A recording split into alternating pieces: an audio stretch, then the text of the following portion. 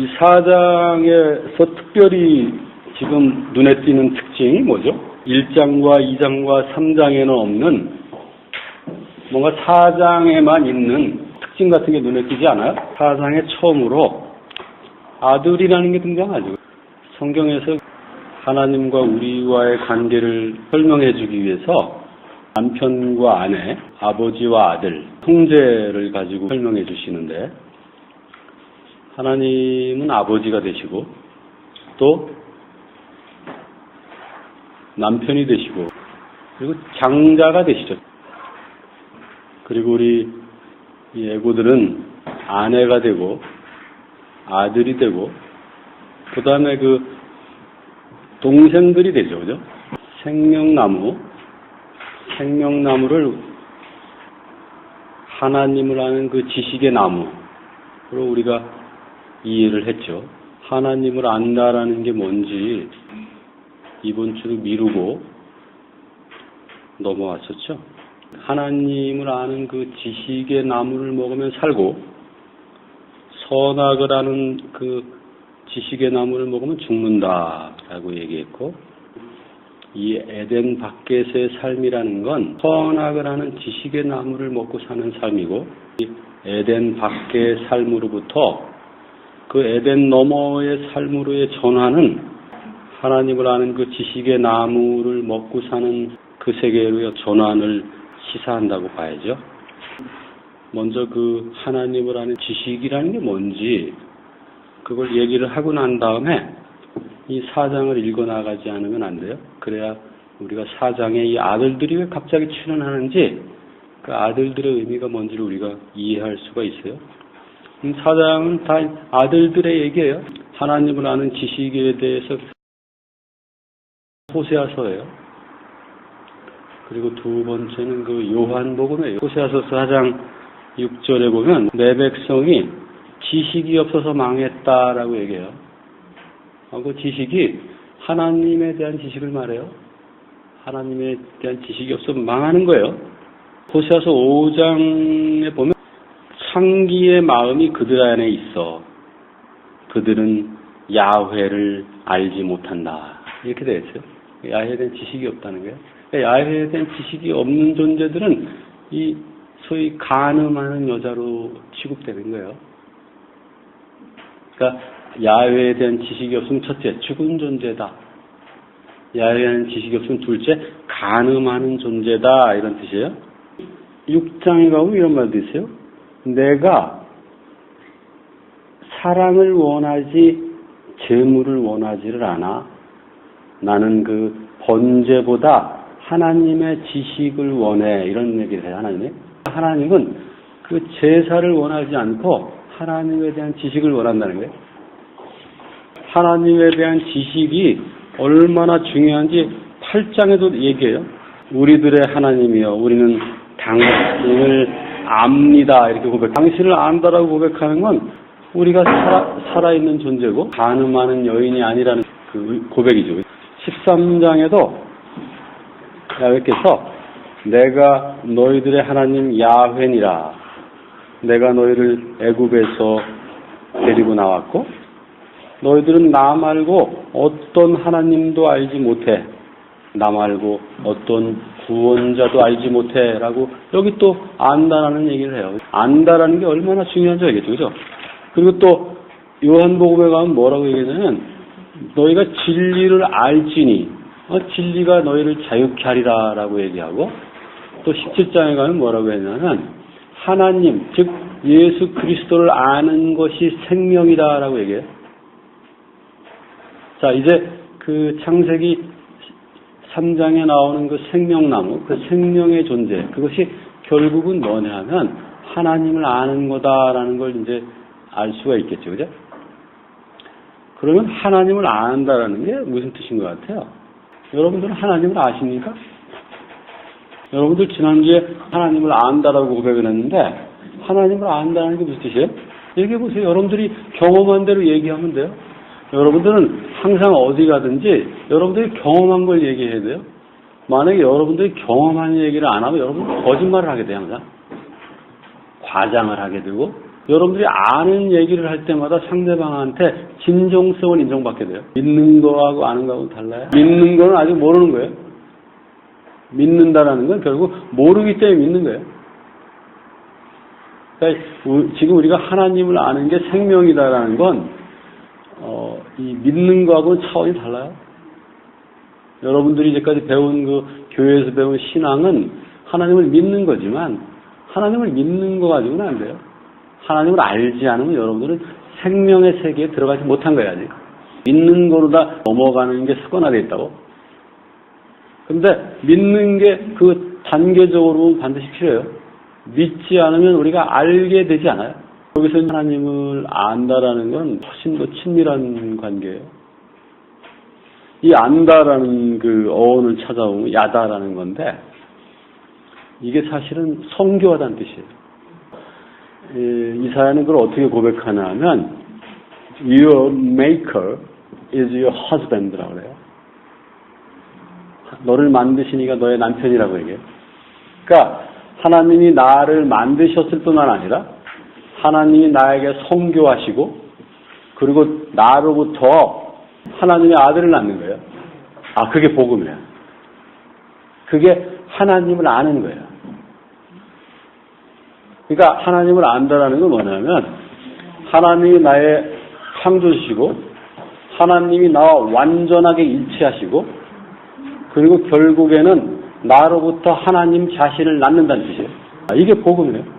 창세기 4장을 얘기할 수 있는 바탕을 얘기를 하는 거예요. 창세기 4장 1절에 보면 아담이 여자, 자기 아내 이브를 알았다 이렇게 돼 있어요. 이게 바로 그 대부분의 성경학자들은 이걸 뭐라고 해석하냐면 잠자리를 같이 했다고 해석을 해요.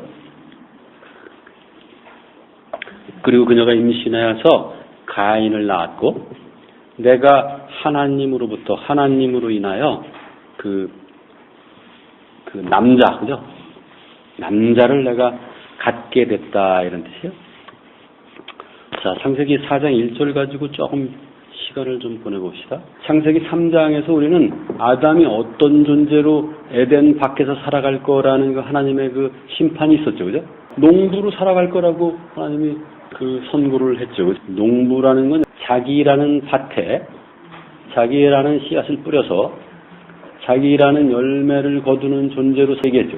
그래서 지금 아담은 어디에 씨를 뿌린 거예요? 아내라는 자기 안에 있는 아내라는 그 에고에게 씨를 뿌린 거예요. 그 씨앗을 임신했다고 그래요.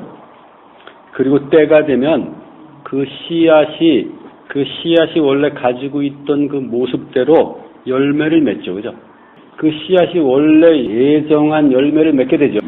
여러분들은 임신했을 때 열매가 여러분들하고 같을 거라는 예상을 했습니까? 아니면 다를 거라고 예상을 했습니까?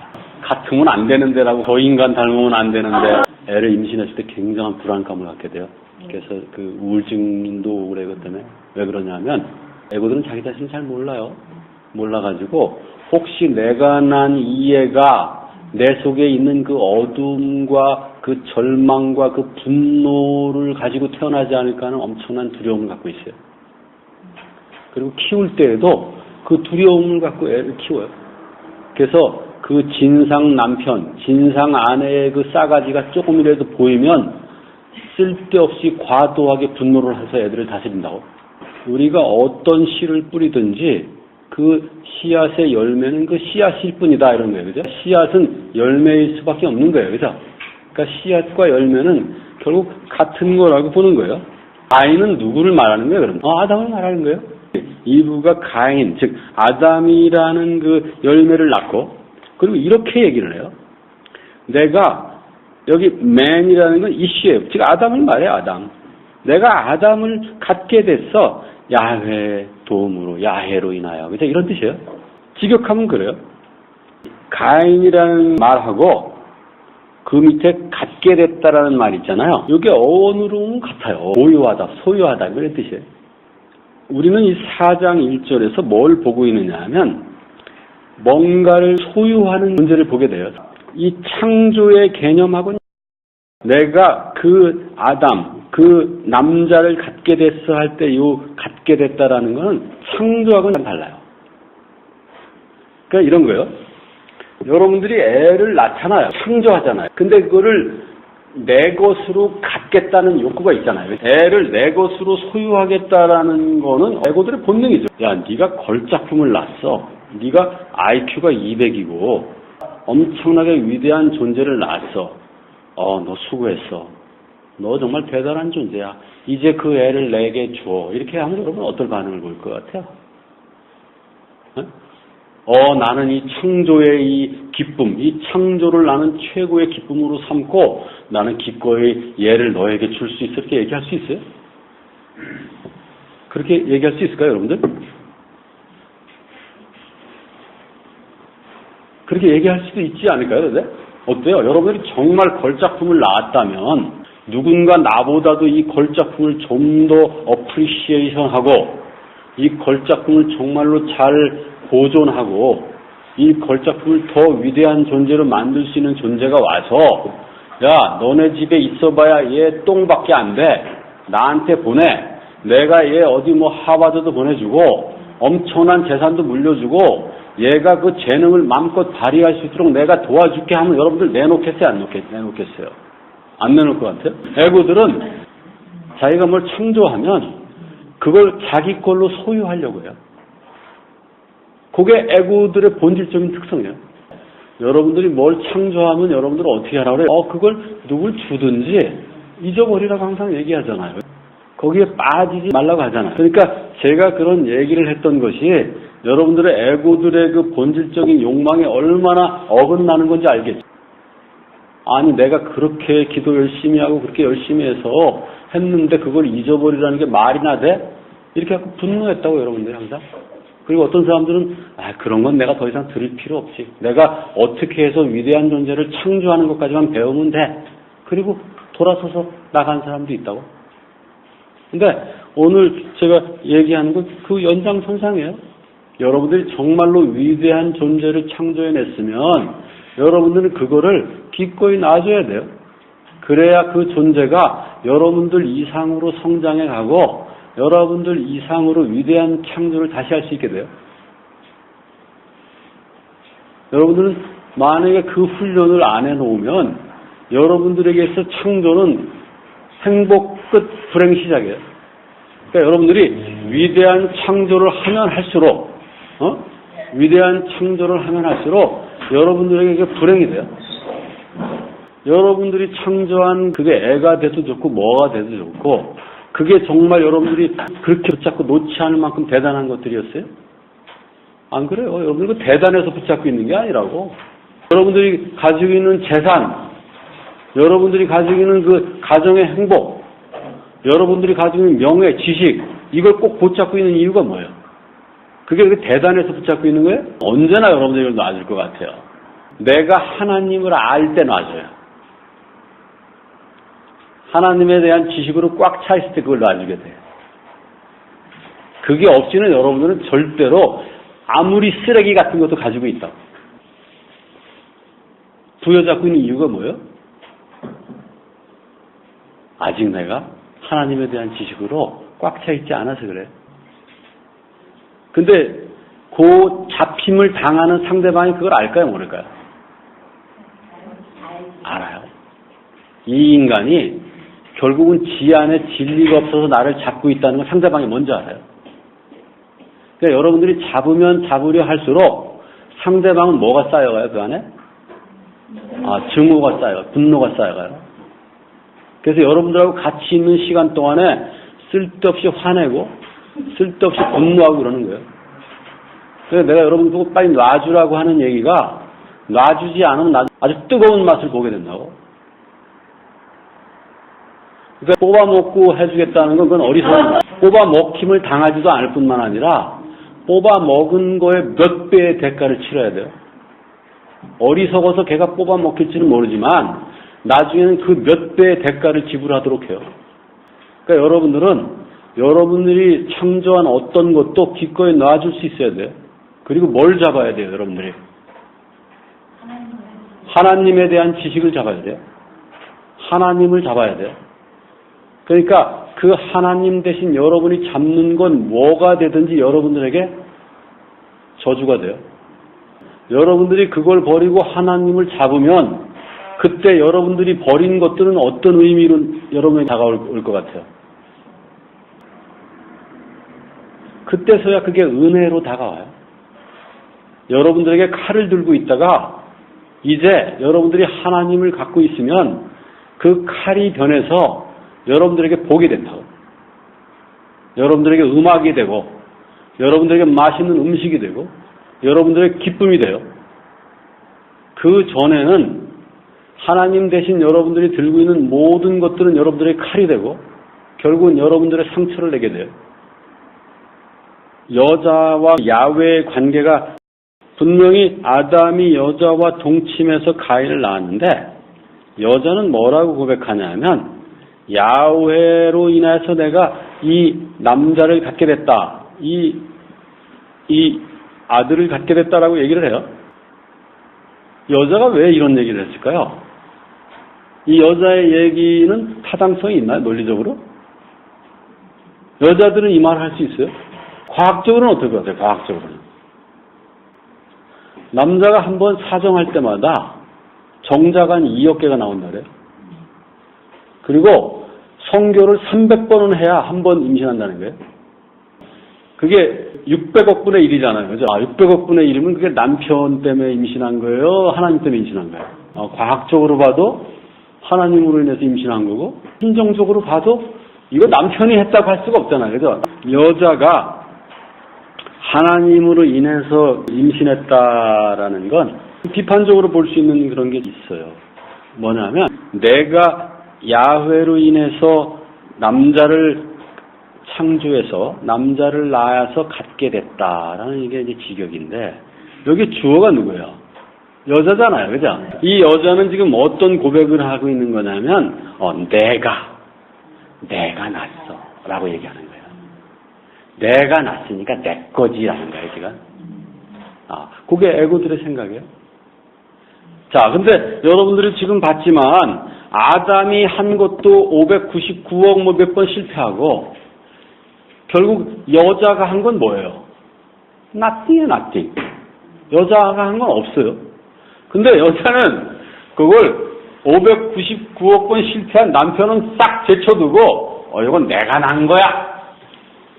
누가 도와줘서? 남자가 도와준 게 아니라 하나님이 도와줘서 내가 낳은 거야 라고 해버리는 거예요. 그죠?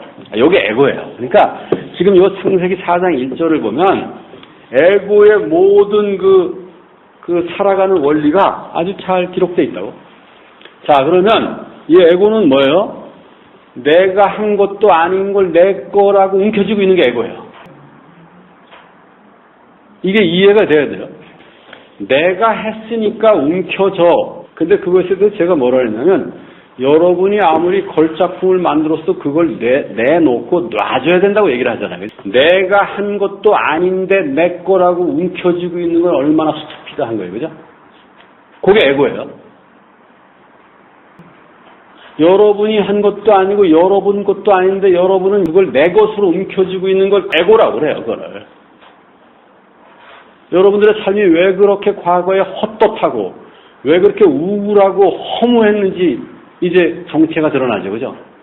여러분들은 내 것도 아니고 내가 한 것도 아닌 걸 내 것이라고 움켜쥐고 있었던 거예요. 그러니까 그렇게 허무했던 거예요. 그래서 누가 그건 네 거 아니고 네가 한 것도 아니야 내놔 하면 그렇게 분노를 했던 거예요. 왜냐하면 그걸 지적해줄 때 분노가 나는 거예요. 허무함을 절절하게 느끼고 있을 때 누군가 네 것도 아니고 네가 한 것도 아니야라고 하면 엄청나게 분노하게. 왜냐하면 겨우 지금 붙잡고 있거든. 어둠뿐이고 허무한 이걸 겨우 붙잡고 있는데 아니라고 해버리면 굉장히 분노하게 되겠다고. 이분은 지금 어떤 상황이냐면 어떤 존재의 씨를 가지고 어떤 존재를 낳았어요. 그 존재를 자기 것이라고 인식하고 있는 거예요. 야훼의 것을 자기 것이라고 인식하고 있는 거예요. 2절을 한번 가봅시다. 그녀가 다시 가인의 형제 아벨을 낳았습니다.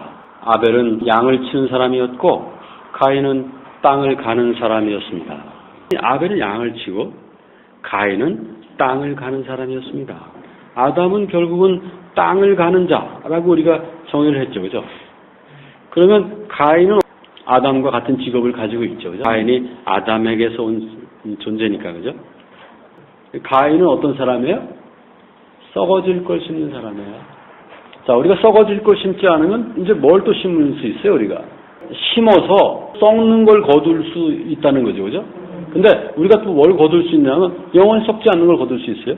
이 심고 거두는 법칙을 통해서 우리가 궁극적으로 거둬야 되는 건 영원히 썩지 않는 걸 거둬야 된다는 뜻이에요. 필요해서 썩을 걸 심고 썩을 걸 거둘 수는 있어요. 심고 거두는 법칙을 얘기하면서 여러분들이 원하는 걸 심으라고 항상 얘기했지만 결국은 썩지 않을 걸 거두기 위한 연습이라고 항상 얘기를 했던 거예요. 헛된 것, 보이지 않는 것, 이런 뜻이에요. 아벨이라는 뜻이. 솔로몬이 전도서에 보면 헛되고 헛되니 헛되고 헛되다 하는 그 헛되다라는 게 아벨이라는 뜻이에요. nothing이라는 뜻이에요. nothing. 텅 비어 있다는 뜻이에요. 이게 이제 양치기라고 이제 직업이 돼 있어요. 땅을 가는 자에 대해서 좀만 더 얘기를 해봅시다. 자기 안에 심어서 자기가 소망하는 열매를 맺고 나면 여러분들 행복해요? 행복하지 않아요? 행복하지 않아요. 항상 허무해요. 여러분들은 저한테 들어서 그게 허무할지 모르지만 그걸 몇 번 경험해 본 사람들은 금방 알아요. 내가 아무리 소망하고 아무리 열망해도 그걸 갖고 나면 허무해요. 여러분들 만족시켜주지 않아요. 그 허무함의 원인을 우리가 깊게 파고 들어가질 않아요. 잘. 그렇게 돈을 벌고 싶었어요. 그렇게 명예를 갖고 싶었어요. 그렇게 내 자식이 그렇게 잘 되길 바랬어. 근데 그걸 갖고 나면 너무 허무하다고. 아무것도 아니라는 걸 금방 알게 되죠. 바람과 같다는 걸 알게 돼요. 그건 해본 사람은 알아요. 해본 사람은. 뭐 안 해보았으면 계속 해보라고 권유하는 수밖에 없는데 그럼에도 불구하고 그걸 해본 사람은 그게 얼마나 허무한지를 안다고. 근데 그 왜 허무한지를 깊게 해보지는 않아요, 사람들. 그죠? 그냥 그걸 끝없이 반복하면서 인생은 허무한 거야. 원래 허무한 거야 라고 얘기를 한다. 근데 사실은 그걸 깊게 파보면 그 안에 진리가 있는 거예요, 원래. 그렇게 파보면. 그래서 결국은 썩지 아니할 그것, 내 욕망의 근원, 내 자리 잡고 있는 하나님, 생명이신 하나님, 욕망 자체이신 하나님, 그 하나님을 만나기 전까지, 즉 하나님의 지식을 내 것으로 갖고 있지는 하나님을 나로서 가지고 있지 않은 한은 모든 인간 존재는 허무할 수밖에 없다는 거예요. 그러니까 이 심고 거두는 법칙은 결국 우리를 어디로 인도하는 거냐면 우리를 그 허무함 속에 빠뜨려서 결국 우리를 하나님 안으로 인도하는 하나의 법칙이라는 거예요. 3절은 뭐냐면 시간이 흐른 뒤에라고 되어 있죠. 시간의 끝에서 이런 뜻이에요. 마지막 날에 가인이 땅의 산물을 가져오고 하나님께 선물을 드렸죠. 4절에 보면 아벨도 양의 첫 새끼들 그리고 그것들의 기름을 가지고 와서 하나님께 드렸더니 하나님이 아벨과 그 선물에는 쳐다보고 가인의 것은 쳐다보지 않았더니 가인이 화를 냈고 얼굴은 시무룩해졌다. 뭐 이런 뜻이에요. 직역하면. 지금 3장에 나타난 아담과 여자라는 에고와 4장에 나타난 가인과 아벨이라는 이 에고를 통해서 나타내는 그 삶은 동일하면서 조금 달라요. 14절 한번 볼래요? 땅에서 저주를 받아 쫓겨나고 하나님으로부터 숨게 되고 도망자가 되고 유리하는 자가 되잖아요. 집 없이 방랑하는 자가 되잖아요. 아담과 여자만 해도 에덴 밖에서 살 때 자기 집이 있었을 거라고 봐요. 그런데 여기 그 아들들을 통해서 사실은 더 자세한 건 그들이 결국은 도망자가 되고 유리하는 자, 집이 없는 자로 살게 될 거라는 걸 지금 분명하게 나타내 주는 거잖아요. 가인의 삶을 통해서 에덴 밖에서의 삶의 구체적인 디스크립션을 보게 되는 거죠. 이 4장이 마지막에 어떻게 끝나냐 하면 마지막 절 한번 읽어볼래요? 여기는 사람들이 주의 이름을 부르기 시작했다고 했잖아요. 원어는 에노스가 사람이라는 뜻이에요. 이 시간과 이 공간에 사는 존재들을 에노스라고 그래요. 에노스들이 야훼의 이름을 부르기 시작했다는 걸로 4절이 끝나요. 이제 비로소 4장이 끝날 때 가면 뭐가 완성이 되는 거예요? 에고로서의 인간이 완성되는 거예요. 2, 3, 4장에 걸쳐서 아담이 나오고 여자가 나오고 그리고 다시 아들들이 나오고 드디어 이 에노스라는 인간이 야훼를 자기 밖에 있는 어떤 존재, 야훼로 자기 안에 있는 야훼를 자기 밖에 있는 어떤 존재로 부르는 그런 에고들이 나오기 시작해요. 즉 4장 말이 돼서야 우리 눈앞에 바라보는 이 에고들이 등장하게 된다는 거예요. 자, 그런 관점에서 아벨과 가인의 이 제사 사건을 한번 봅시다. 그 마지막 때에 가인은 땅의 산물을 가져오고 아벨은 그 양의 첫 새끼를 가져왔죠. 근데 하나는 기쁘게 바라보시고 하나는 별로 그렇게 기뻐하시지 않으셨어요. 그 선물이 사실은 애들은 그걸 뭐 나름대로 다 사정이 있어서 가져왔을 거 아니에요. 그죠? 그 선물을 보지 않고 뭘 봐요, 사실은. 그러니까 선물이 다소 좀 후져도 거기에 아이들의 마음이 거기에 나타나면 그 마음을 받잖아. 그 선물을 보지는 않잖아. 그죠? 근데 선물이 아무리 그럴 때도 애가 뭐 별로 그렇게 평소에 아빠를 사랑하지 않았으면 그 선물이 이뻐 보이지 않지, 그지? 선물이라는 걸 통해서 관계를 우리는 보는 거죠. 하나님이 왜 아벨과 그의 선물은 쳐다보고 가인의 선물은 쳐다보지 않았는지를 보려면 아벨과 하나님과의 관계, 가인과 하나님과의 관계를 우리는 봐야죠. 그죠? 이 선물을 보면 안 되잖아요. 왜냐하면 곡물도 충분한 선물이 되잖아요. 양의 새끼도 훌륭한 선물이 된다. 그러니까 선물 자체에는 의미가 없어. 그러니까 관계를 봐야 돼. 자, 그러면 하나님이 아벨과의 관계는 좋았다는 거예요. 가인과의 관계가 나빴다는 거예요. 언제 여러분들은 하나님과의 관계가 좋았고 언제 하나님 관계가 나빴습니까? 여기서 뭘 볼 수 있냐면 아벨은 하나님과 함께 있고 가인은 하나님과 멀리 있다는 걸 알 수 있죠. 이걸 좀 더 구체해 보시죠. 여러분들이 하나님과 멀리 있을 때는 하나님 대신 여러분은 뭘 가지고 있어요?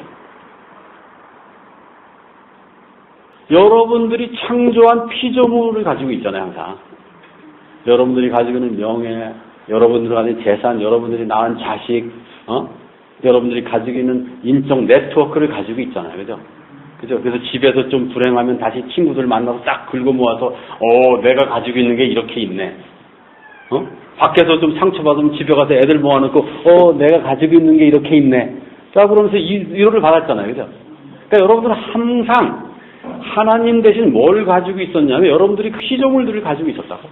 하나님께 갈 때, 가끔 갈 때 그 피조물 중에 하나를 가져가면 하나님이 좋아요, 안 좋아요? 가인은 자기가 가지고 있는 피조물 중에 하나를 가져간 거예요. 그 피조물은 원래 누구 거예요?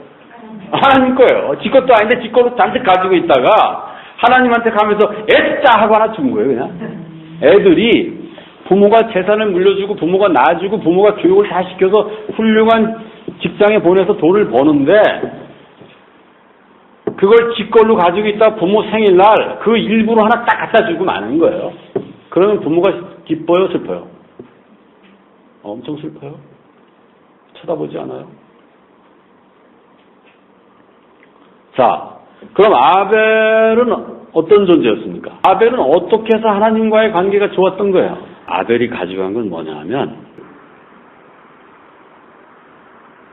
그 자기가 기르는 양의 첫 새끼를 죽여서 그걸 하나님께 가져간 거예요. 이건 뭘 메타포하는 거냐 하면 내 안에 죽으신 하나님을 메타포하는 거예요. 나는 알아요. 내가 당신이 죽어서 된 존재라는 걸 안다는 걸 고백하는 거예요. 아벨은 하나님과 연합되어 있는 거예요, 지금. 아까 하나님을 안다고 했잖아요, 그죠? 어떤 분은 하나님을 완전히 체험한다고 하고 어느 분은 하나님을 나로서 안다고 하고. 근데 여러분들은 그런 경험을 1년에 몇 번 해요? 하나님을 내 안에 나로서 가지고 있는 거예요, 그게. 나로서 가지고 있다는 건 하나님이 그 하나님으로서의 원래 그 본성, 원래 그 영광을 버리시고 내 안에 십자가에 못 박혔다는 걸 말해요. 죽으셨다는 걸 말해요. 그래서 양을 죽여서 하나님 앞에 가져갔다는 건 뭐냐면 그 하나님이 내 안에 그 어린 양으로서 죽었다라는 걸 고백하는 거예요. 그 죽은 어린 양과 죽은 양을 가지고 살아가는 아벨을 볼 때 하나님이 기뻐하셨다는 거 아니에요. 그러니까 하나님은 아벨과 그 사이에 어떤 그 간격도 없다라는 걸 하나님은 보여주는 거예요. 자기라는 재물을 가지고 하나님 앞에 나아가는 게 그리스도거든. 아벨은 뭘 메타포하는 거냐면 그리스도를 메타포하는 거예요. 11장 4절 한번 봐봐요. 아벨이 뭐를 드린 거예요? 믿음을 드렸잖아요. 그죠? 그 믿음을 뭘 드린 거야? 어떤 믿음을 드린 거야? 어떤 뭐라는 것에 대한 믿음을 드린 거예요. 하나님이 내 안에 죽으셨다라는 그 믿음을 드린 거예요. 하나님 앞에 나갈 때 그 믿음으로 나갔다는 거예요, 아벨은. 그래서 그것 때문에, 믿음 때문에 칭찬을 받았다는 거예요. 즉, 의인으로 칭찬을 받았다는 거예요. 자, 그 다음에, 하나님이 그걸 칭찬했을 뿐만 아니라, 또 뭐라는 거예요? 아벨이 아직도 말하고 있다는 거예요, 아직도. 그죠? 아벨이 죽었지만 아직도 말한다는 거예요, 아직도. 자, 아벨이 지금도 살아서 말한다는 거예요. 자, 아벨이 어떻게 지금도 살아서 말할 수 있습니까? 어린 양을 죽여서 데려간 존재는 누구예요? 지금도 살아서 말하고 있다니까? 어떤 말을 진리라는 말을 하고 있다고. 그럼 누가 말하는 거야? 그러니까 아벨이 그리스도를 메타포한다는 알 수 있겠죠, 그죠? 지금 어디에 이르렀냐면 우리가 궁극적으로 그 복음의 정수에 이르렀는데 바로 예수 그리스도에게로 이르렀는데 그 예수 그리스도는 누구냐면 뿌려진 피고 또 뭐를 얘기하는가? 더 나은 진리를 얘기한다는가? 아벨보다, 그죠? 그러니까 아벨은 지금 하나님 앞에 가서 무슨 얘기를 한 거예요? 하나님의 죽으심에 관한 얘기를 한 거예요. 아벨이 양을 죽여서 가져갔다고 돼 있지만 바울은 그걸 어떻게 보냐면 아벨이 하나님 앞에서 하나님 당신이 죽으셨군요 이 얘기를 했다는 거예요. 가인은 가서 무슨 얘기를 한 거예요? 그 참을 얘기를 한 게 아니라 거짓을 얘기한 거예요. 이거 제가 만든 거예요. 거짓이잖아요. 자기가 만든 게 아니잖아. 이거 제 거예요. 지 거가 아니잖아. 그걸 가져가서 제 거라고 거짓말을 한 거예요. 그러니까 가인은 가서 거짓을 말하고 아벨은 가서 참을 말한 거예요. 호세아서 6장 6절 한번 볼까? 우리와 연합을 원하시는 거 번제를 원하시지 않는다고. 그러니까 아벨의 제사는 뭘 메타포하는 거냐면 그 연합을 메타포하는 거지 번제를 메타포하는 게 아니에요. 근데 그걸 애고들은 잘못 받아들여서 그걸 번제로 다 이해하는 거예요. 그래서 계속 번제를 드리기 시작한다. 그때 이제 망조가 되는 거야. 무슨 얘기인지 이해돼? 그러니까 번제를 드리기 시작하면서 이제 망하는 거야. 요거는 그 연합을 메타포하는 거니까 내가 꼭 믿음을 들여서 결국 하나님과의 연합으로 나가면 되는 거네라고 받아들여야지. 그걸 번제를 드리고 있으면 큰일 난다고. 그러니까 애고들은 그 의식을 하면 하나님과의 만남이니 뭐 이런 건 필요 없다고 생각하거든. 그 연합은 의미가 없다고 생각하고 그냥 가서 예배만 열심히 드려. 그리고 안심하고 집에 간다고. 그게 아주 죽이는 거야. 그게 아주 사람을 사망에 이르게 하는 거라고. 그래서 진리를 가진 자는 그런 의식에서 자유로워하죠. 5절 보면 가인이 분노했는데 얼굴 표정은 실망한 표정이야. 5절 후단에 보면 가인이 속으로는 지금 엄청나게 분노하고 있는 거야. 근데 얼굴은 실망한 거야. 애들이 기가 죽었다고 해서 그 안에 분노가 없는 게 아니라고. 분노는 분노대로 있으면서 기가 죽는 거야. 그러니까 걔네들이 나중에 기가 좀 살면 그 분노가 표출한다고. 그러니까 그 기를 죽여서 애들 분노를 죽인다고 생각하면 큰일 나요. 아무리 기를 죽여도 분노는 더 불타오른다고.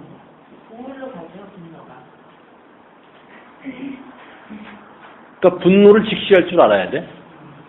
분노를. 그러니까 애들이 기가 죽어서 엄마한테 엄마 아파, 엄마 도움이 필요하지만 속으로는 분노를 엄청나게 하고 있다고. 이게 이해될지 모르겠다. 근데 여기는 지금 보면 그 분노를 표출할 수가 없는 거야, 지금. 기가 없어갖고. 왜냐하면 지금 하나님께 된통 지금 야단을 맞은 거잖아. 야, 너는 네 것도 아닌 걸 가지고 와서, 네 것도 아닌 걸 가지고 와서, 그걸 네 거라고 지금, 선물로 가지고 왔잖아. 참말을 해야지 왜 거짓말을 해? 라는 지금 야단을 된통 맞았거든. 그러니까 기근은 없지만 지금 분노는 가지고 있는 거지. 이 성경을 읽다 보면 하나님 우리를 만드신 분이라서 심리를 그냥 심리에 지극히 정통하시다고. 여기까지 합시다.